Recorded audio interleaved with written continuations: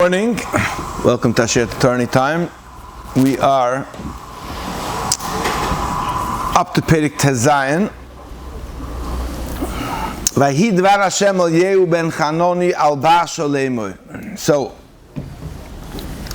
we have here Yehu ben Chanoni, who was a Navi who came to Basho. Basho was the rebel after Yeravam, and he took down Yeravam and his son Nadav, and he told him that, hey, you came here to stamp out corruption, but you became corrupted yourself. And he said, I raised you up high, I made you a king. You went on the same path that Yeravam did.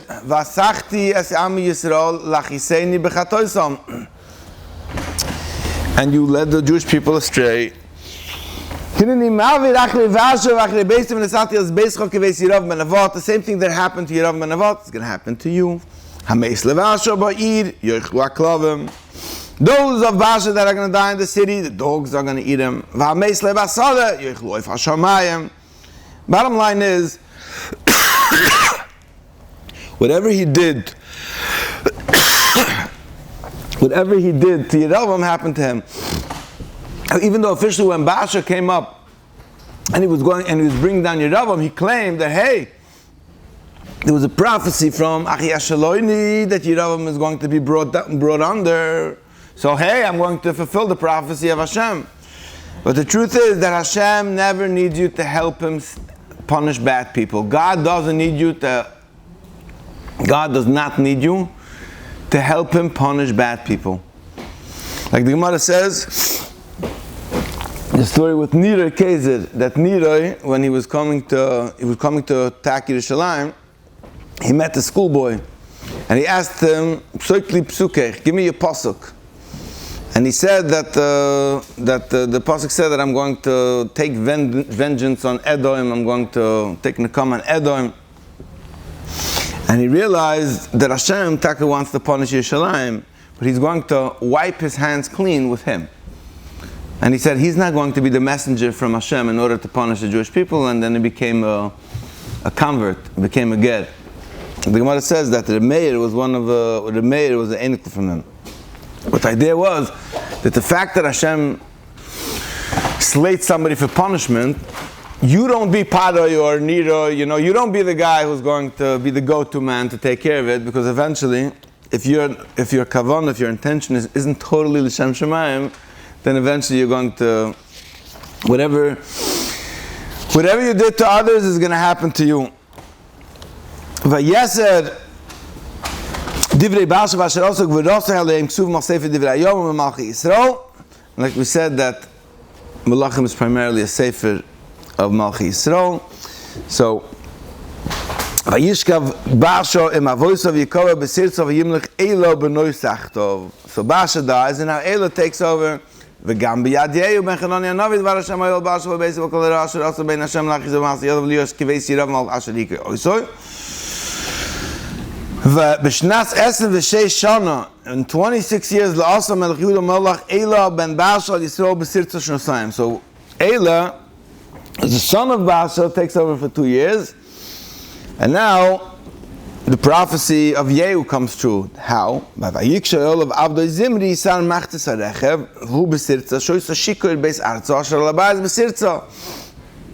So he has a servant Zimri. Zimri takes care of half of the cavalry, and there's a battle going on between the soldiers and the Plishtim, and he's home throwing a party and he's drunk. So Zimri comes to Ela, who's drunk at home. He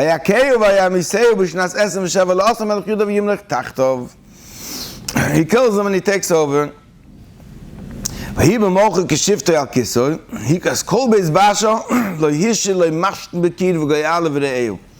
So the Zimri goes and he destroys every single mashten bekir, every single male member of the family. He kills him.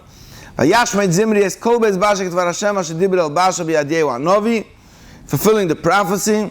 El kol chato is Basha v'chato is Ela v'noi asher chotu v'asher hechti es Yisrael l'hachis es Hashem elokei Yisrael b'yavleim. It was a punishment for Baasha for being a choyti and machti. Vayesed divrei eile v'chol asher asar aleim k'suv machsefer divrei hayom v'malch Yisrael. It's recorded in Divrei Hayom, the book of Chronicles, which is the storyline of Malchi Yisrael. Shnas eser v'sheva shana la'asa melech Yehuda malach Zimri shivas yamim. So this Zimri, who took over, he rules for an entire 7 days. So Zimri goes in these 7 days, takes over the Medina, destroys everything that was around to Baasha's kingdom with his son Elah, and everybody was left to Baasha. New king, until the news hit the battlefield. And the people who were in the battlefield heard the news saying, hey, Kashcha Zimri. Zimri reigned, so they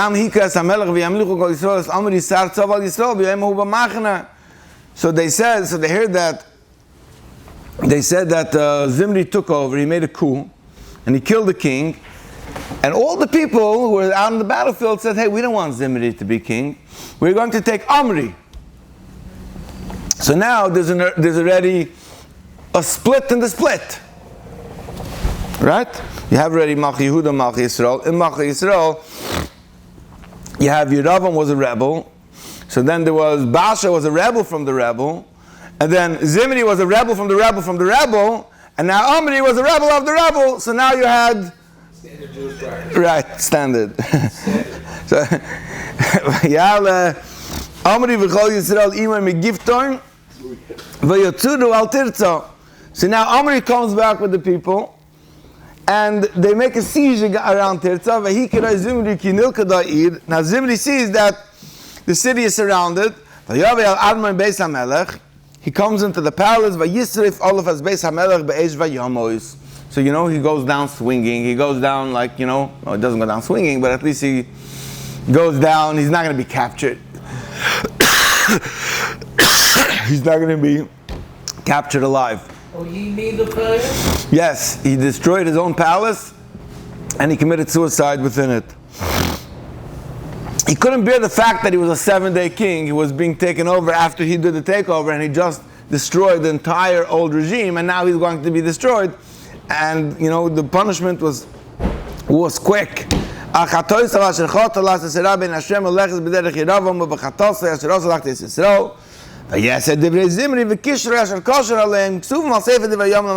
very interesting here is that by every single one of these pop-up kings or rebels, it's the same thing. Why do they die?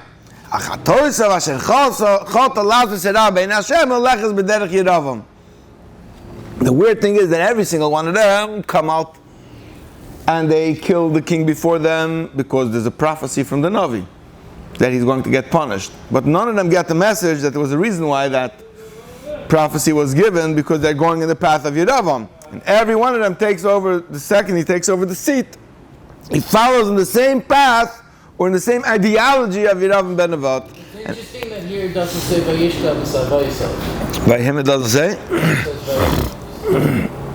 That's tak interesting. How come all the other ones say Vayishka V'Savayisav and here it says Vayamos? That is a good point. I do not know. To check it out. Good observation.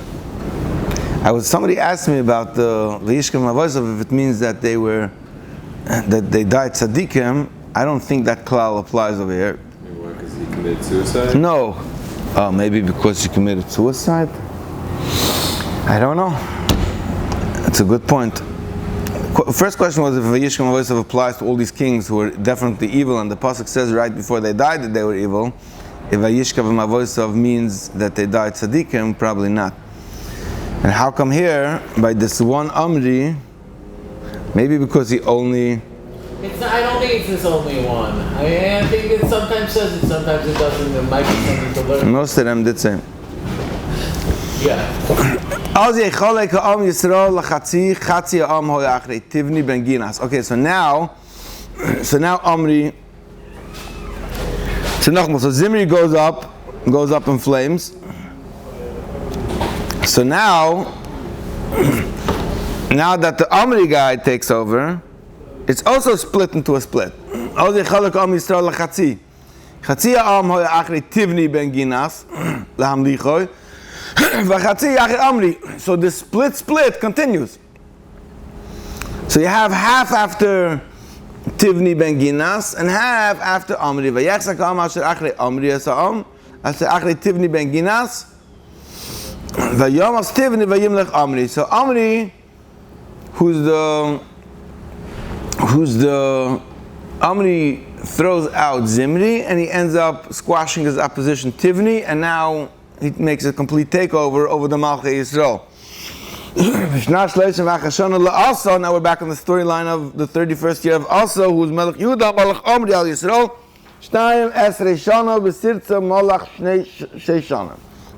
He had 12 years, 6 years in Tirza.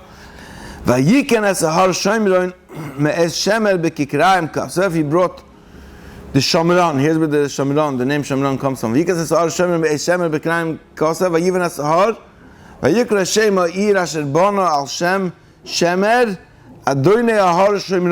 built the mountain, so he bought it for like 2 talents of silver. It seems like a small amount. And he called it Shemer, the owner of the mountain. Shemer Adoinei Ahar Shomron. The owner of the mountain, Samaria. That's where the name Shomron comes from. So that's the one thing that we know about. That's the one thing that we know about Amri. Amri hara be'einei Hashem.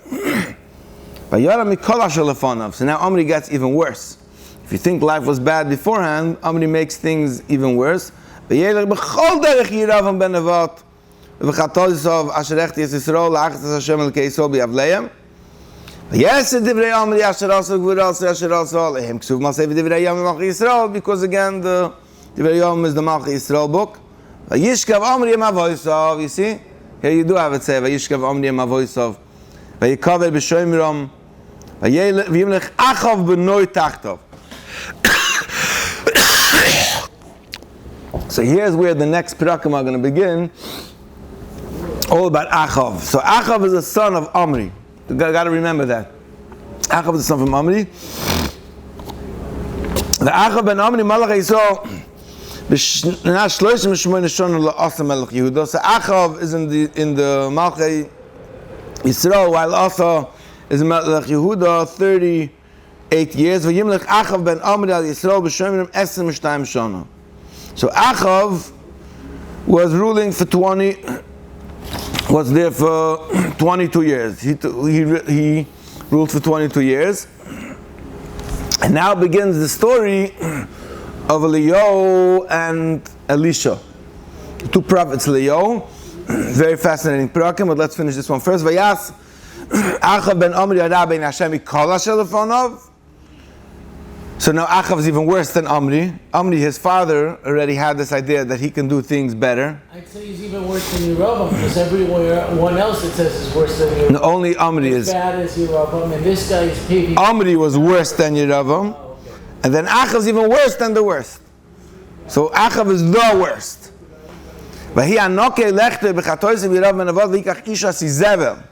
So he takes this wicked woman, Izebel, Bas Esbaal. And if you remember, I showed you a picture from the coffin from Izebel from Esbaal that they found in archaeological dig. It's very fascinating. Whenever they find archaeological digs that correlate to a name that's Enach, they have sometimes rings that they find from different names mentioned in Enach. It's very interesting. So they found the coffin of Esbaal. So the Shver from Achav. Vayikach Ishas Izebel Bas Esbaal Melech Tzidoinu. So they served the Baal idol. Vayakim Mizbeach LaBaal Beis Habal Asher Bona B'Shomron. Vayas Achav Eso Asherah. Vayosef Achav Lases Lahachis Es Hashem Elokei Yisrael Mikol Malchei Yisrael Asher Lefonov. Much worse than anything that was done before him. B'Yamav Bono Chiel. So Achav did things that were even worse before. He brought in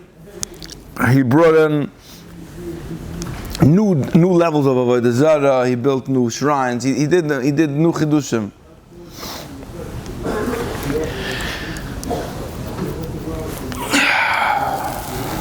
every single one of these gods had give you a certain spiritual experience. So the more that you brought in, the more people you actually attracted to it. When you had one avodah zarah, two avodah zarahs, there was still like a silent majority who were still loyal to Hashem. They were just stuck under a regime. But every time new avodah zarahs were introduced, means new spiritual experiences were introduced, and you got more people from within to go away from their inner belief system. So what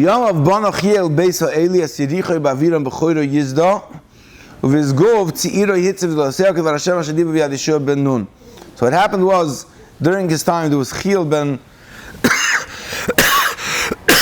Chiel rebuilt Yericho. Now Yericho, when Yeshua came to Yericho, he cursed Yericho. He made sure that Yericho is never going to be rebuilt. And he cursed whoever is going to go and is going to build up Yericho. And he said, with his first son, he's going to lay the foundation. And with the youngest, he's going to set up the gates. Meaning that whoever is going to rebuild the city of Yericho, his first child is going to die when he begins the foundation of the walls, and when he finishes the gates, his last child is going to die. So Chiel, he's the one who was a Oibeh Chacham, and if you look on the pasuk, it says Yericho with a hey, now with a vav. You see? So he was a wise guy. He said he's going to rebuild the city. There's a curse from Yeshua. He changed the name with a vav to a hey. Changed a little the name. He thought he was going to beat the system with that. What happened was he built it, and that's what happened. Aviram, which was his oldest son, he laid the foundation, and his son died. And Sgoiv, which was his youngest son, died when he put up the doors, and the curse came true.